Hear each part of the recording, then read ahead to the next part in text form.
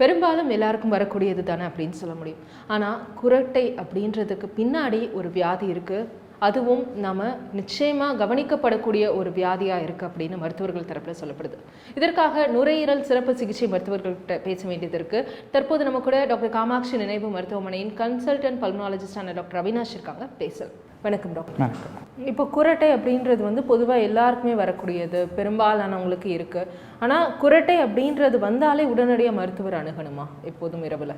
அதாவது ஒரு சில ரிஸ்க் ஃபேக்டர்ஸை பற்றி நம்ம சொல்லணும். இதை மெயினாக இதை பற்றி பேசும்போது லைக் ஒபிசிட்டி, உடல் பருமன் அதிகமாக இருக்கிறது, பிஎம்ஐ அப்படின்னு சொல்லுவோம் இல்லைங்களா, அது மோர் தென் 30 இருக்கிறவங்க, கழுற்று சுற்றளவு பார்த்திங்கன்னா அதிகமாக இருக்கிறவங்க, மேல் ஆண்களில் பார்த்திங்கன்னா 17 இன்ச்சஸ்க்கு மேலே, பெண்களில் 16 இன்ச்சஸ்க்கு மேலே இந்த மாதிரி இருக்குது. ப்ளஸ் ஃபேமிலி ஹிஸ்ட்ரியில் இந்த மாதிரி ஒபிசிட்டி அண்ட் ஸ்னோரிங் ஹிஸ்ட்ரி இருக்குது. ப்ளஸ் அவங்களுடைய மற்ற லைக் சுகர், பிபி அவங்க ஹிஸ்ட்ரியில் எல்லா ஃபேமிலியில் எல்லாருக்குமே இருக்குது அப்படின்ற பட்சத்தில், அண்ட் அவங்களுடைய அதர் அப்நார்மலிட்டிஸ் லைக் மேல் காற்று பகுதியில் ஒரு டான்சில்ஸோ இல்லைனா வேறு அடினாய்ட்ஸ் அந்த மாதிரியான ப்ராப்ளம்ஸ் இருந்துச்சு அப்படின்னா இவங்களில் நம்ம சஸ்பெக்ட் பண்ணலாம். ஆல்கஹாலிக்ஸில் இல்லைனா ஒரு சில எண்டோக்ரைன் டிஸார்டர்ஸ்ன்னு சொல்லுவோம், ஹைப்போதைராய்டா, பெண்களில் பிசிஓடி இந்த மாதிரி. ஸோ இதான ரிஸ்க் ஃபேக்டர்ஸ் இருக்கும்போது இவங்களுக்கு ஒரு குரட்டை இருந்துருச்சு அப்படின்னா அதனுடைய சிம்டம்ஸை எவால்வேட் பண்ணுவோம். ஸோ அப்போது அவங்களுக்கு நம்ம சஸ்பெக்ட் பண்ணோன்னா we have to test them. குரட்டை அதுக்கும் ஸ்லீப் ஆப்னியாக்குமான சம்பந்தம், தொடர்பு எப்படி இருக்கணும்?